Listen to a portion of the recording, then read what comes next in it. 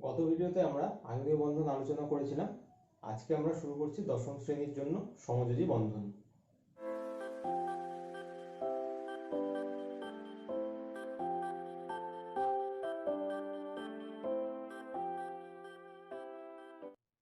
আয়নীয় বন্ধন পড়াতে গিয়ে বলেছিলাম যে যদি দুটো পরমাণুর মধ্যে তড়িৎ ঋণাত্মকতার পার্থক্য থাকে, যেমন আমি ধরে নিলাম একটা সোডিয়াম একটা ক্লোরিন, যদি দুটো পরমাণুর মধ্যে তড়িৎ ঋণাত্মকতার পার্থক্য থাকে তাহলে কি করবে?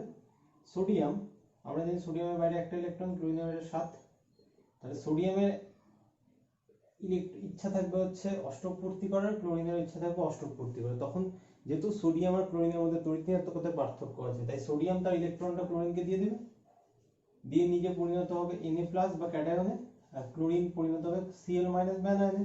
তারপরে এই দুজন স্থির তড়িৎ আকর্ষণ বলের প্রভাবে আবদ্ধ হয়ে NaCl নামক আয়নীয় যৌগ তৈরি করবে। এটা বলেছিলাম। তাহলে আয়নীয় যৌগ কাদের মধ্যে তৈরি হচ্ছে? আমরা জানি সোডিয়াম হচ্ছে একটা ধাতু, ক্লোরিন হচ্ছে একটা অধাতু। তাহলে একটা মেটাল আর নন মেটাল বা একটা ধাতু আর অধাতুর মধ্যে তৈরি হচ্ছিল আয়নীয় বন্ধন। সাথে এটাও বলেছিলাম দুজনের মধ্যে তড়িৎ ঋণাত্মকতার পার্থক্য থাকতে হবে। দুটো কথা মনে রাখতে হবে আয়নীয় বন্ধনে। এক হচ্ছে একটা ধাতু একটা অধাতুর মধ্যে তৈরি হবে আয়নীয় বন্ধন, দুই হচ্ছে দুজনের মধ্যে তড়িৎ ঋণাত্মকতার পার্থক্য থাকতে হবে।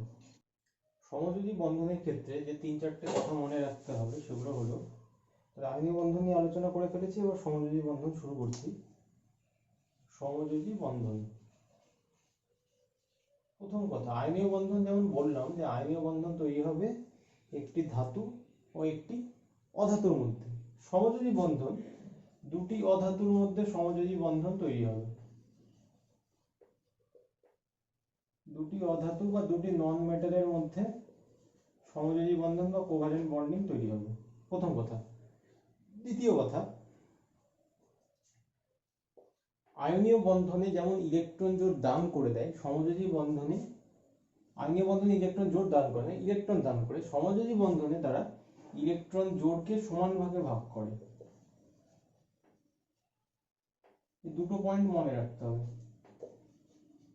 তাহলে আয়নীয় বন্ধন আর সমযোজী বন্ধনের মধ্যে পার্থক্য করতে হলে, আয়নীয় বন্ধনে দুটো, একটা ধাতু একটা অধাতুর মধ্যে আয়নীয় বন্ধন তৈরি হচ্ছে, দুটো অধাতুর মধ্যে সমযোজী বন্ধন তৈরি হচ্ছে। আয়নীয় বন্ধনে ধাতুটার ইলেকট্রন অধাতুকে দান করে দেয়, যে ক্যাটায়নে পরিণত হয়, অ্যানায়নে পরিণত হয়, স্থির তড়িৎ আকর্ষণ বলের প্রভাবে আবদ্ধ হয়।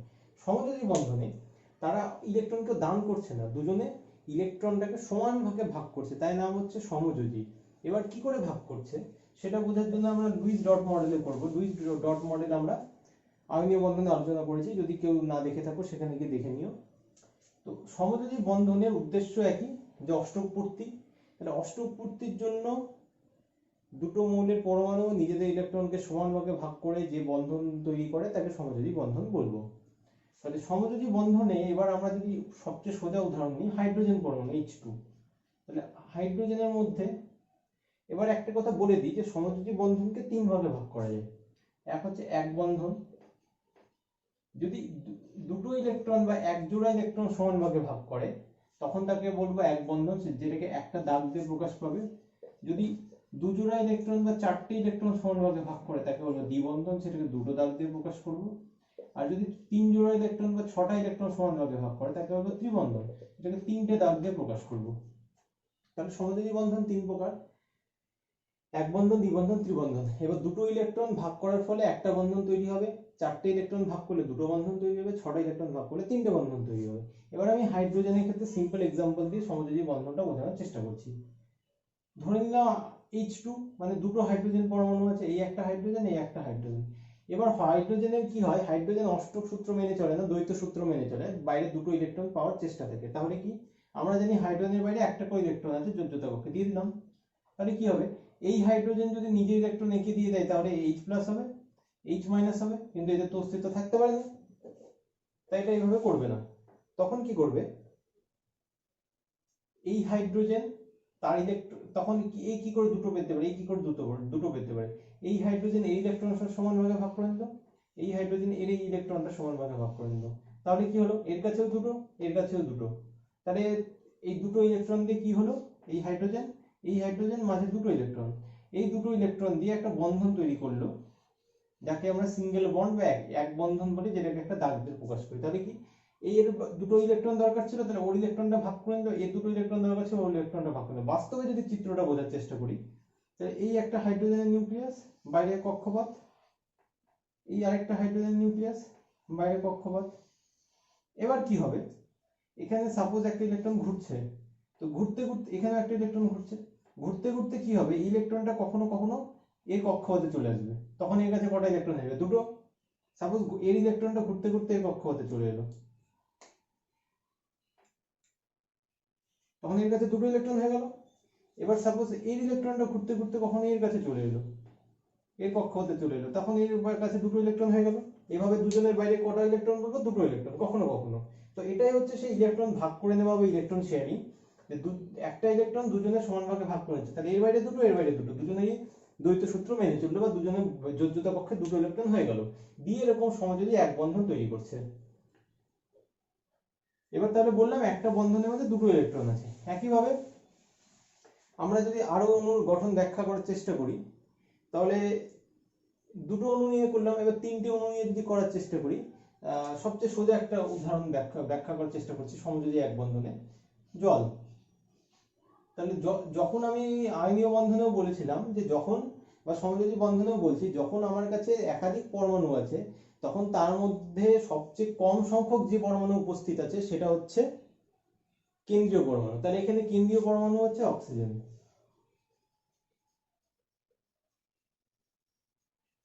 একাধিক পরমাণুর মধ্যে সবচেয়ে কম যে পরমাণু থাকবে সেটা হচ্ছে কেন্দ্রীয় পরমাণু। তাহলে কেন্দ্রীয় পরমাণুকে আমরা মাঝে আঁকাবো, বাকি পরমাণুগুলোকে তো দুদিকে দেবো, এদিকে একটা হাইড্রোজেন, এবার দুদিকে একটা হাইড্রোজেন। এবার অক্সিজেন জানি আমি 8 আছে পারমাণবিক সংখ্যা, তাহলে হয়ে গেল 2 + 6, তাহলে অক্সিজেনের বাইরে 6টা ইলেকট্রন দিয়ে দিলাম। এই একটা, দুটো, তিনটে, চারটে, পাঁচটা, 6টা, ঠিক আছে। হাইড্রোজেনের বাইরে একটা ইলেকট্রন আমরা জানি। এবার অক্সিজেনের কটা ইলেকট্রন দরকার, অক্সিজেনের দরকার হচ্ছে 8টা ইলেকট্রন, আর হাইড্রোজেন গুলো দুটো করে ইলেকট্রন দরকার। তাহলে কি হতে পারে, এই অক্সিজেনটা এই হাইড্রোজেনের ইলেকট্রন ভাগ করে নিতে পারে, তার বিনিময়ে কি করবে, হাইড্রোজেনটা অক্সিজেনের একটা ইলেকট্রন ভাগ করে নেবে। তারপর কি হতে পারে, এই অক্সিজেনটা এই হাইড্রোজেনের একটা ইলেকট্রন ভাগ করে নেবে, বিনিময়ে কি করবে, হাইড্রোজেনটা অক্সিজেনের থেকে একটা ইলেকট্রন ভাগ করে নেবে। তাহলে কি হলো, দেখা যাচ্ছে যে অক্সিজেনের বাইরে তাহলে কটা ইলেকট্রন হলো, ছিল 6টা, এই হাইড্রোজেন থেকে একটা নিল, এই হাইড্রোজেন থেকে একটা নিল, হয়ে গেল 8টা। হাইড্রোজেনের বাইরে ছিল একটা, অক্সিজেন থেকে একটা ভাগ করলো, দুটো হলো, এর বাইরে একটা ছিল, এর থেকে একটা ভাগ করলো, দুটো। তাহলে এই দুটো ডট দিয়ে একটা বন্ধন তৈরি হচ্ছে, আর এই দুটো ইলেকট্রন সমান ভাগে ভাগ করার জন্য একটা বন্ধন তৈরি হচ্ছে। তাহলে ছবিটা হবে এরকম, অক্সিজেন এদিকে একটা বন্ধন, এদিকে একটা বন্ধন, এই যে মাথায় দুটো ইলেকট্রন থেকে গেল, এখানে নিচে দুটো ইলেকট্রন থেকে গেল। তাহলে এই যে দুটো ইলেকট্রন যারা কোনো বিক্রিয়ায় অংশগ্রহণ করলো না, পরমাণুর উপরই থেকে গেল, তাদেরকে বলে হচ্ছে নিঃসঙ্গ ইলেকট্রন জোড়। এরা হচ্ছে নিঃসঙ্গ ইলেকট্রন জোড় বা লোন পেয়ার। তাহলে কি বললাম, অক্সিজেন কেন্দ্রীয় পরমাণু, বাইরে 6টা ইলেকট্রন ছিল, দুটো হাইড্রোজেনের কাছে একটা একটা করে ইলেকট্রন ছিল, অক্সিজেন 8টা ইলেকট্রন দরকার, তাই দুটো অক্সিজেন থেকে একটা একটা করে ইলেকট্রন ভাগ করে নিল, বিনিময়ে হাইড্রোজেন অক্সিজেন একটা ইলেকট্রন ভাগ করলো, অক্সিজেনের বাইরে 8টা হয়ে গেল, হাইড্রোজেনের বাইরে দুটো হয়ে গেল। তাহলে এই ইলেকট্রন এই ইলেকট্রন মিলে একটা বন্ধন তৈরি করলো, এই ইলেকট্রন এই ইলেকট্রন মিলে একটা বন্ধন তৈরি করলো, আর অক্সিজেনের বাইরে দুজোড়া লোন পেয়ার পড়ে থাকলো। তো এটা হলো অক্সিজেন। নেক্সট আমরা চলে আসবো অ্যামোনিয়া পরমাণুতে।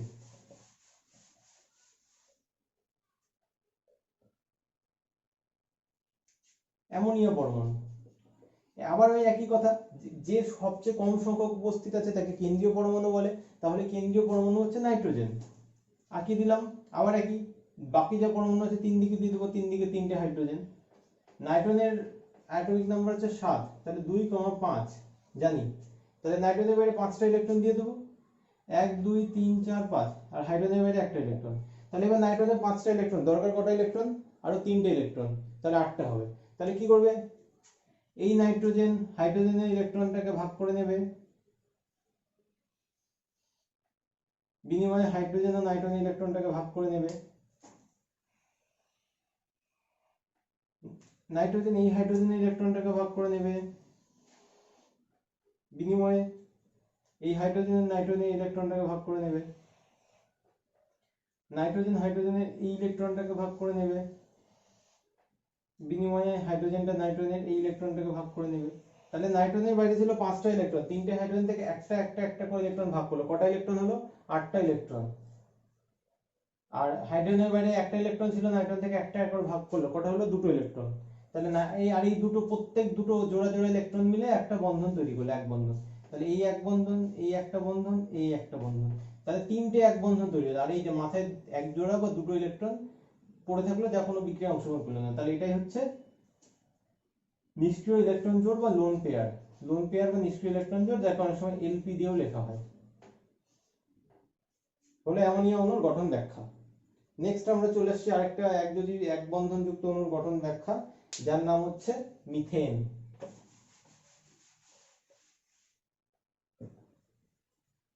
তাহলে মিথেনে কি করব? এই মিথেন আবার একই, প্রথম হচ্ছে কার্বনের পারমাণবিক সংখ্যা আমরা জানি 6, তাহলে 2 যোগ 4, যোজ্যতা কক্ষে 4টা ইলেকট্রন, তাহলে কার্বন আঁকালাম লুইস ডট মডেলে, তার চারদিকে 4টা ইলেকট্রন দিয়ে দিলাম। এবার আছে 4টে হাইড্রোজেন, চারদিকে বসিয়ে দিলাম,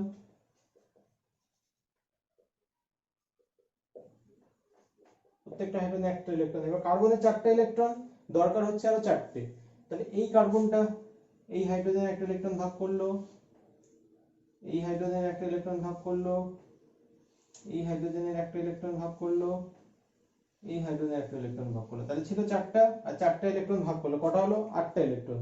বিনিময়ে কি করলো? এই হাইড্রোজেনটাও কার্বনের এই ইলেকট্রনটাকে ভাগ করে নিল, এই হাইড্রোজেনটা এই ইলেকট্রনকে ভাগ করে নিল, এই হাইড্রোজেনটা এই ইলেকট্রনকে ভাগ করে নিল, এই হাইড্রোজেনটা এই ইলেকট্রনকে ভাগ করে নিল। তাহলে কার্বনের চারদিকে হলো 8টা ইলেকট্রন, আর প্রত্যেক হাইড্রোজেনের কাছে 2টো ইলেকট্রন, আর এই দুটো ইলেকট্রন মিলে একটা বন্ধন। তাহলে কার্বন এদিকে একটা এক বন্ধন একটা হাইড্রোজেন, এদিকে এক বন্ধন হাইড্রোজেন, এদিকে এক বন্ধন হাইড্রোজেন, এদিকে এক বন্ধন হাইড্রোজেন। তাহলে এটা হলো মিথেন, কোনো লোন পেয়ার বা নিষ্ক্রিয় ইলেকট্রন জোড় উপস্থিত নেই। তাহলে আমার এইভাবে এক বন্ধন সংক্রান্ত আলোচনা শেষ হলো। এবার আমরা চলে আসি সমযোজী দ্বিবন্ধন। আগেই বলেছি একটা বন্ধনে 2টো ইলেকট্রন আছে, তাহলে দ্বিবন্ধনে 4টে ইলেকট্রন আছে। তাহলে সেই দ্বিবন্ধন নিয়ে আলোচনা শুরু করছি।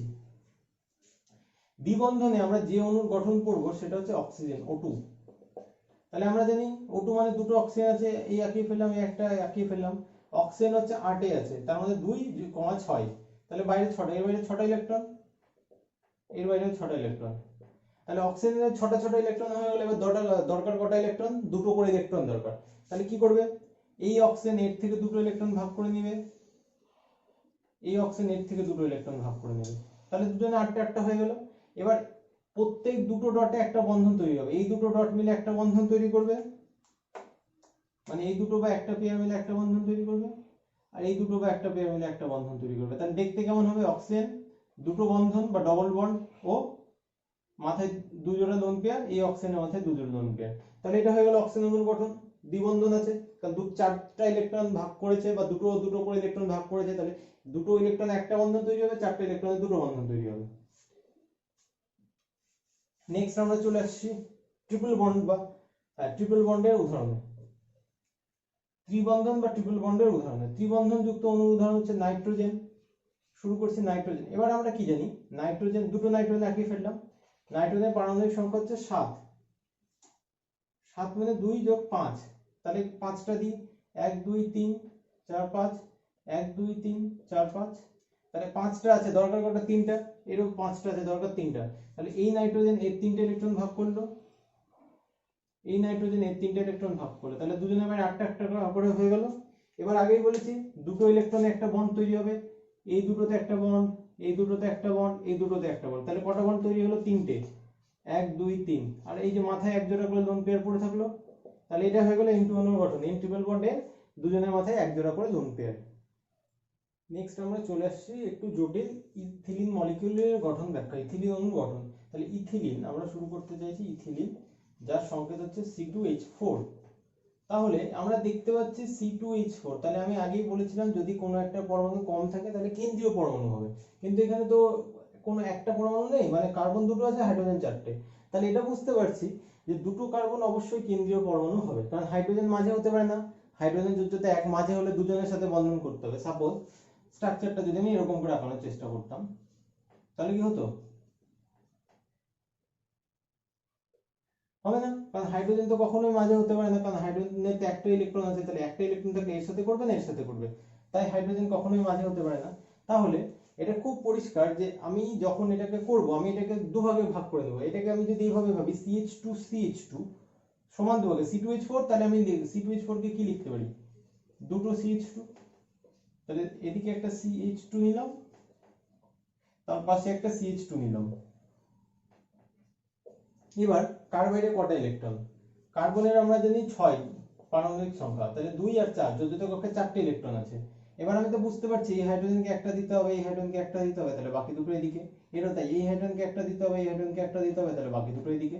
এবার প্রত্যেকটা হাইড্রোজেনের বাইরে একটা করে। এবার এতক্ষণে তো আমি বুঝে গেছি যে হাইড্রোজেন একটা ইলেকট্রন সমানভাগে ভাগ করে দেবে, তাহলে সেই কাজটাকে করে ফেলি, হাইড্রোজেন একটা ইলেকট্রন সমানভাগে ভাগ করে নেবে। তাহলে এই কার্বনটা এই হাইড্রোজেনের সাথে একটা ইলেকট্রন ভাগ করবে, এই কার্বনটা এই হাইড্রোজেনের একটা ইলেকট্রন ভাগ করবে। বিনিময়ে কি হবে, এই হাইড্রোজেনটা এই কার্বনের ইলেকট্রনটা ভাগ করবে, এই হাইড্রোজেনটা এই কার্বনের একই ইলেকট্রনটা ভাগ করবে। ওদিকেও একই ঘটনা ঘটবে, এই হাইড্রোজেনটা এই কার্বনের ইলেকট্রনটা ভাগ করবে, এই হাইড্রোজেনটা এই কার্বনের ইলেকট্রনটা ভাগ করবে। আর কি হবে, এই কার্বনটা হাইড্রোজেনের এই ইলেকট্রনটা ভাগ করবে, আর এই হচ্ছে এই হাইড্রোজেনের এই ইলেকট্রনটাকে সমানভাগে ভাগ করবে। তাহলে এবার কটা হলো, কার্বনের বাইরে ছিল একটা, দুটো, তিনটে, চারটে, প্লাস দুটো ইলেকট্রন ভাগ করলে। এবার আমি বাকি কাজটাকে করে নিই। তাহলে দেখতে পাচ্ছি এখানে কার্বনের সাথে হাইড্রোজেনের দুটো ইলেকট্রন ভাগ হয়েছে, এখানে দুটো ইলেকট্রন ভাগ হয়েছে, এখানে দুটো ইলেকট্রন ভাগ হয়েছে, এখানে দুটো ইলেকট্রন ভাগ হয়েছে। তাহলে নেট যে স্ট্রাকচারটা আসছে, এই এই এখানে দুটো ইলেকট্রন, এখানেও তাই, এই এই এই এটা। এবার কি দেখতে পাচ্ছি, এর বাইরে কটা ইলেকট্রন, আমি জানি একটা বন্ডে দুটো ইলেকট্রন, তাহলে দুটো, চারটে আর দুয়ে ছটা, এরও দুটো, চারটে আর এর দুয়ে ছটা, তাহলে ছটা, দুটো পার্টে ছটা ছটা হয়ে যাচ্ছে। আর কটা দরকার, আরো দুটো দরকার। তাহলে আর দুটো কি করে করবে, এই হচ্ছে এই ইলেকট্রনটাকে ভাগ করে দেবে, আর এই হচ্ছে এই ইলেকট্রনটাকে ভাগ করে দেবে। তাহলে কি হলো, যে দুজনের মাঝে ডবল বন্ড তৈরি হয়ে গেল। তাহলে এটাই হয়ে গেল স্ট্রাকচার। তাহলে বোঝাতে কি পারলাম, প্রথমে করব ইথিলিন C2H4 দুটো সমান ভাগে ভাগ করব, পাশাপাশি দুটো CH2 লিখে দিলাম। এবার কার্বনের বাইরে 6টা ইলেকট্রন ছিল, আর হাইড্রোজেন গুলো একটা ইলেকট্রন, তাহলে হাইড্রোজেন কার্বনের সাথে একটা ইলেকট্রন ভাগ করবে, বিনিময়ে কার্বন ও হাইড্রোজেনের সাথে একটা ইলেকট্রন ভাগ করবে। দুটো জায়গায় প্রথমে এই কাজটা করলাম। সেটা করতে গিয়ে দেখলাম কার্বনের বাইরে 6টা ইলেকট্রন হয়ে আছে, এই কার্বনের বাইরে 6টা ইলেকট্রন, তাহলে কি করবে, এর থেকে দুটো ইলেকট্রন ভাগ করবে, এর থেকে দুটো ইলেকট্রন ভাগ করবে, তার মানে দুজনের মাঝে ডবল বন্ড তৈরি হবে। এটা হলো ইথিলিন অণুর গঠন। নেক্সট আমরা চলে এসেছি অ্যাসিটিলিন অণুর গঠন ব্যাখ্যায়।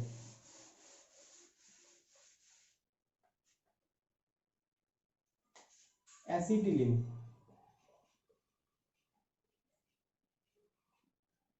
সংকেত হচ্ছে C2H2, এটাকেও দুটো সমান ভাগে ভাগ করব। C2H2 কে আমরা লিখতে পারি দুটো CH, তাহলে এই একটা কার্বন, এই একটা হাইড্রোজেন, এই একটা কার্বন, এই একটা হাইড্রোজেন CH। তাহলে প্রথমে আমরা জানি কার্বনের বাইরে 4টে ইলেকট্রন, বহুবার করেছি যে এই একটা, এই এই এর এই একটা, এই তিনটে। তাহলে প্রথম কাজ হচ্ছে কার্বনের সাথে হাইড্রোজেনের করা, এই কার্বন এই হাইড্রোজেন ইলেকট্রন ভাগ করবে, বিনিময়ে হাইড্রোজেন কার্বনের সাথে ইলেকট্রন ভাগ করবে, এই কার্বন এই হাইড্রোজেন ইলেকট্রনটা ভাগ করে নেবে, বিনিময়ে হাইড্রোজেন এই কার্বনের সাথে করবে। তাহলে নেট স্ট্রাকচার যদি করি HC, তিনটে ইলেকট্রন CH, তাহলে এই তিনটে দুয়ে পাঁচটা, এর তিনটে দুয়ে পাঁচটা, তাহলে কটা করে লাগবে, আর তিনটে তিনটে করে লাগবে। তাহলে কি হবে নেক্সট স্টেজে, এই CH টা এর থেকে তিনটে ইলেকট্রন ভাগ করে নেবে, এই কার্বনটা এর থেকে তিনটে ইলেকট্রন ভাগ করে নেবে।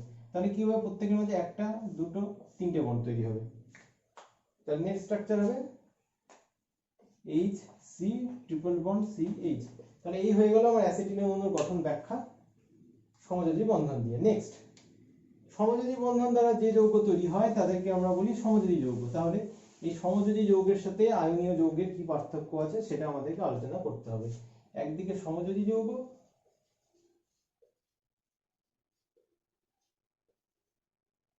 একদিকে হচ্ছে আয়নীয় যৌগ, বা সমযোজী বন্ধন আয়নীয় বন্ধনে করতে পারি। তাহলে প্রথম কথা বলেছি একটা ধাতু আর একটা অধাতু মিলে সমযোজী যৌগ তৈরি করে, তাহলে এক্ষেত্রে কম্বিনেশনটা হবে ধাতু প্লাস অধাতু, অধাতু প্লাস অধাতু, দুটো অধাতু মিলে সমযোজী বন্ধন তৈরি যৌগ তৈরি করবে। আর একটা ধাতু প্লাস অধাতু মিলে আয়নীয় যৌগ তৈরি করবে, বহুবার বলেছি।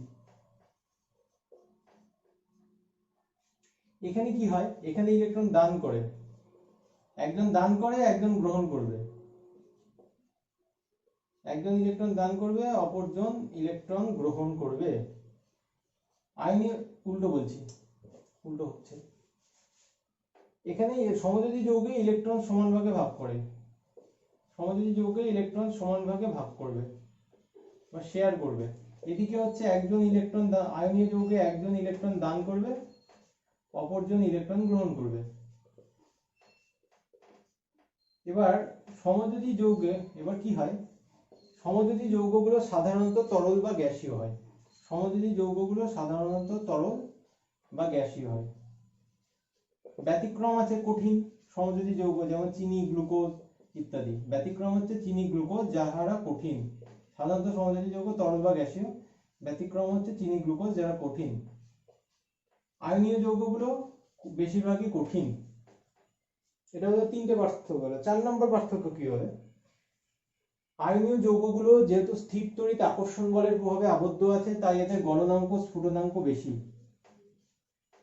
গলনাঙ্ক স্ফুটনাঙ্ক বেশি, কারণ এদের মধ্যে স্থির তড়িৎ আকর্ষণ বল আছে যেটার মান অত্যন্ত বেশি, তাই এদের গলনাঙ্ক স্ফুটনাঙ্ক বেশি।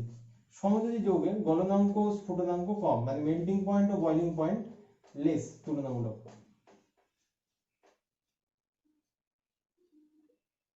আর কি পার্থক্য হতে পারে,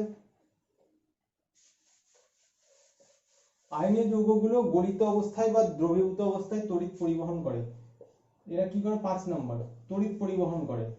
কখন তড়িৎ পরিবহন করে, যখন গলিত থাকে বা দ্রবীভূত হয়। কেন করে সেটা গত ভিডিওতে বলেছি, আয়নীয় যৌগের তড়িৎ পরিবহন করে গলিত বা দ্রবীভূত অবস্থায়।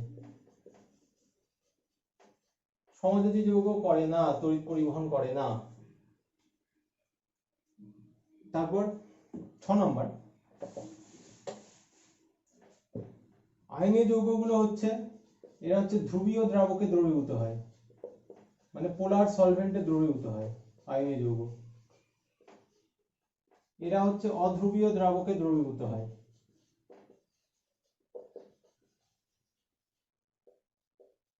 ব্যতিক্রম আছে আবার একই, ওই ব্যতিক্রম হচ্ছে চিনি, গ্লুকোজ, যারা জলে দ্রবীভূত হয়ে যায়।